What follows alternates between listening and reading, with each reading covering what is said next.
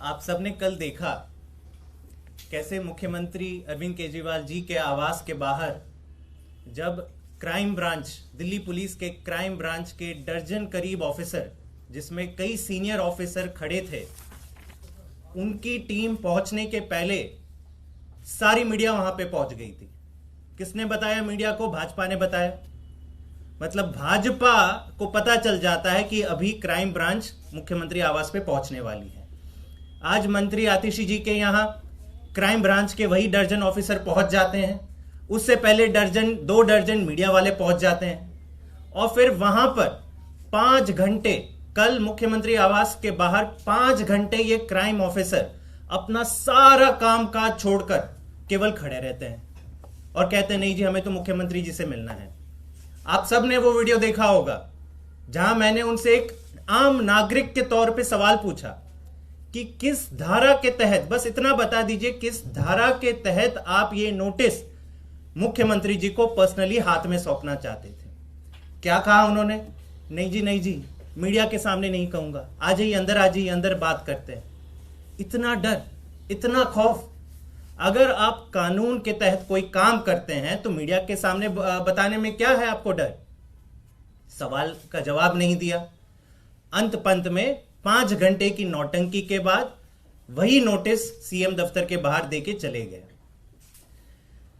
मैं आज आपको यह बताना चाहता हूं कि दिल्ली में इसका क्या इंपैक्ट होता है। आप सब जानते हैं दिल्ली देश का क्राइम कैपिटल है। हर साल, ये सुन लीजिए, ये नंबर अगर आप सुनेंगे तो चौंक जाएंगे, हर साल दिल्ली में 3 लाख क्रिमिनल केसेस रजिस्टर होते हैं। 3 लाख।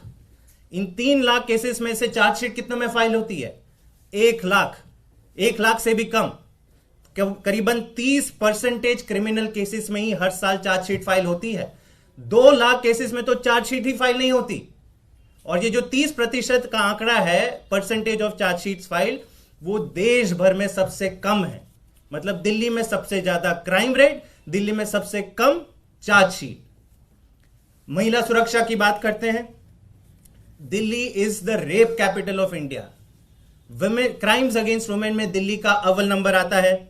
सारे मेट्रोपॉलिटन सिटीज का अगर आप हिसाब किताब लगा दें तो highest number of crimes against women Delhi में पिछले साल पाए गए 14,158। सीनियर सिटीजन्स की बात करें, सारे देश में सबसे ज्यादा क्राइम अगेंस्ट सीनियर सिटीजन्स कहां रजिस्टर होते हैं? दिल्ली में रजिस्टर होते हैं 1,315 पिछले साल, जो उसके पहले के साल से भी ज्यादा था।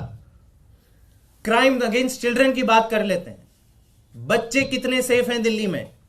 दिल्ली में देश भर में highest crime against children report होते हैं हर साल। पिछले साल कितने रजिस्टर हुए? 7,400। और ये हर साल ये आंकड़े बढ़ते जाते हैं। हर साल दिल्ली के टोटल क्रिमिनल केसेस जो भी रजिस्टर हो रहे हैं वो बढ़ते जा रहे हैं। लेकिन दिल्ली पुलिस के क्राइम ब्रांच क्या करती है?